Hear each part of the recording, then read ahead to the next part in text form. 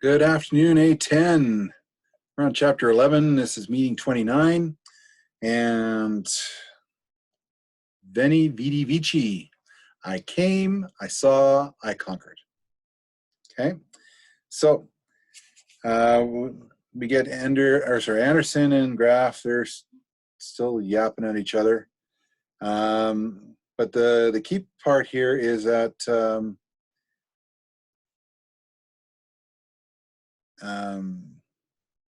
we come up with, or we're told that I know, Graf says to Anderson, I know you're right. I shouldn't burn you with my conscience, but my eagerness to sacrifice little children in order to save mankind is wearing thin.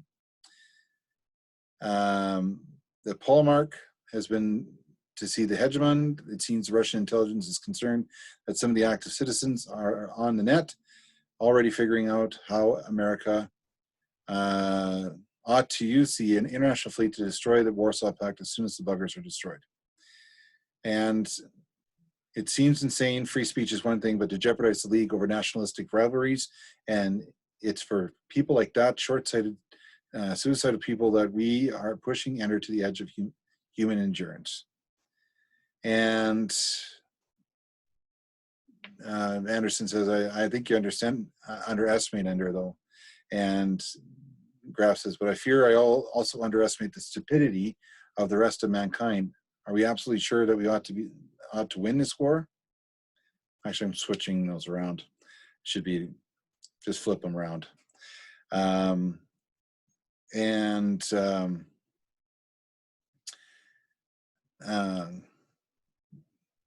why you shouldn't read halfway through and then not figure out who's saying what to what.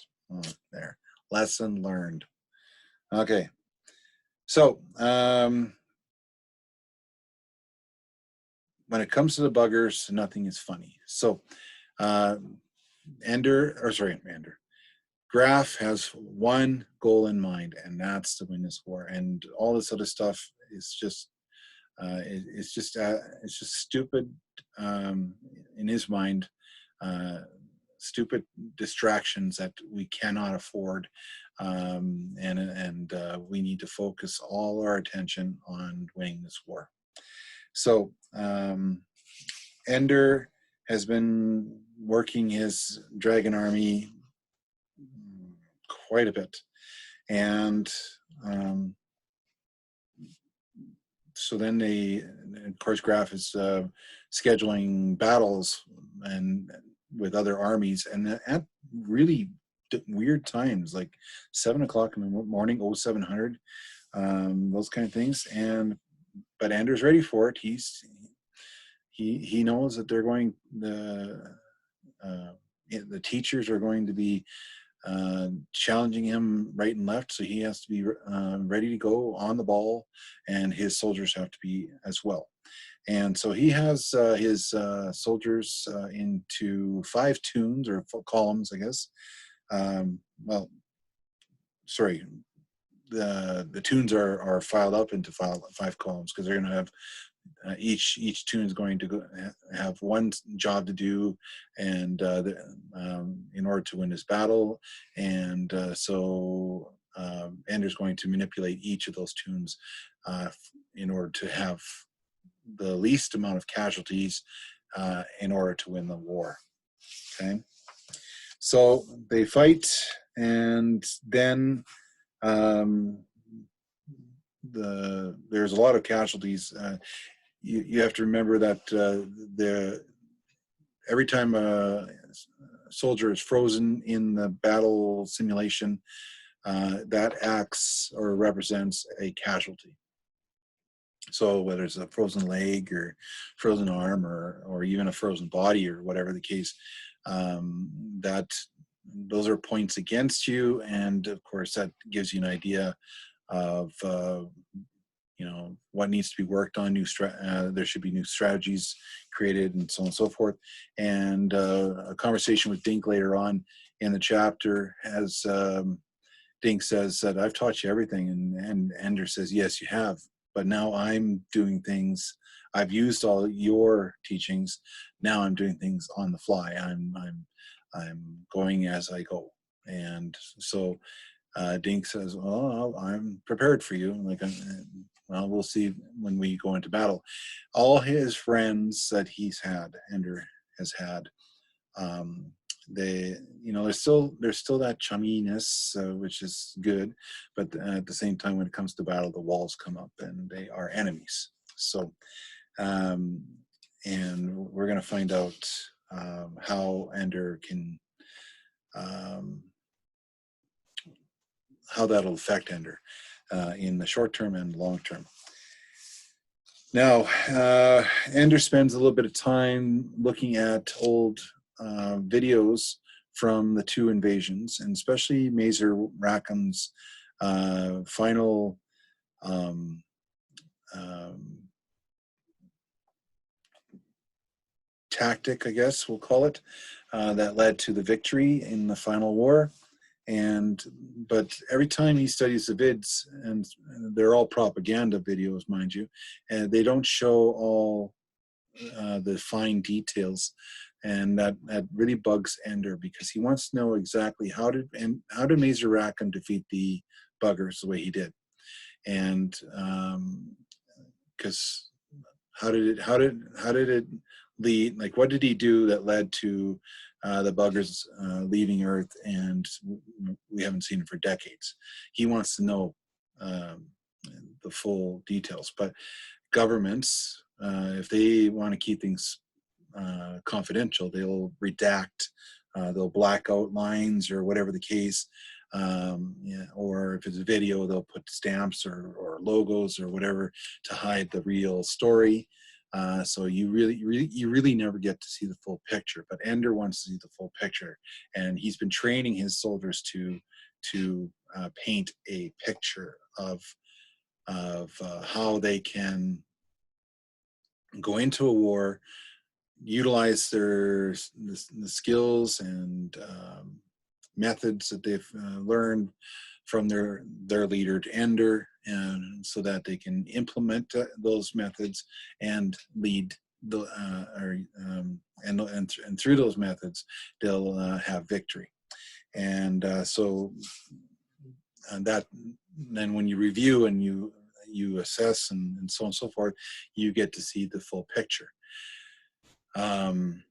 So if we use a real life experience or example, you do, when you write a research paper, you have your outline, jot notes, ideas, stuff like that, and then you organize them into groups. So usually 3 focus points is a rule of thumb, and then you find your validating supports for those thoughts and opinions that you're going to stress in your paper. And then you do your research, you find those sources, validate and expand on it, show your knowledge and understanding, and you write your draft. And then you proofread that draft, correct it, ensure that your audience understands fully what you're saying in the paper, and that you have found a source that validates your opinion, your thoughts. So we're seeing a picture of who you are as a writer, as a thinker, as a critical thinker, for that matter. And then you you do another draft and you proofread that one, and get some other people to read it as well. And then some people do multiple drafts, some people will only do one draft, whatever. Then you submit the draft that you want for assessment, and that draft is clean. It's there's no squiggly little lines left from your document. You have shown that you've gone through the document, and the reader is not going to be obstructed from those squiggly lines, or like the red lines or blue lines or the gray lines as Word documents have. You are painting a picture that you want your audience to respect and enjoy, and get a lot out of the paper, so that when they're done, they fully understand which direction you're going. They understand that you can see both sides of the coin, and so on and so forth, and you validate it and cite it accordingly. That's what Ender's doing with his methods and approaches for as he leads Dragon Army to victory after victory, and so on and so forth. But the big thing here is the viewing of these videos, the dissection of the videos. And everybody sees Ender watching the videos and they think they understand what he's doing, but they don't fully understand. Ender has a different way of thinking, and it's totally separate from the rest of those soldiers. So there's no specific videos about how the buggers were killed or defeated. We just get the kind of the end result, and where, you know, the ones that stir up support from the population, and victory and national pride, and so on and so forth. So it just bugs him on why he can't get that information. And hopefully we'll find out what really happened in those videos. And we have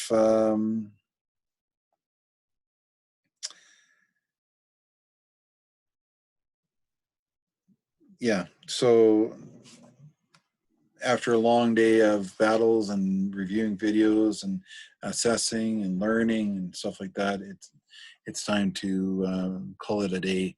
But he's done everything he has planned up to this point. Now he's itching to put it into real action. And so I came, I saw, I conquered. I've done everything that I need to do. Now I'm ready for the big game. So we'll see what happens in chapter 12 to 15 and whether he can get to that big game. All right, so this next video will be number 30, and that'll be the 70th video that I have done between the two classes that have been posted on YouTube, the Heskin ELA site, and of course Google Classroom. So congratulations on 70. There you go. And of course the official 30 meeting. So we'll see you in a bit.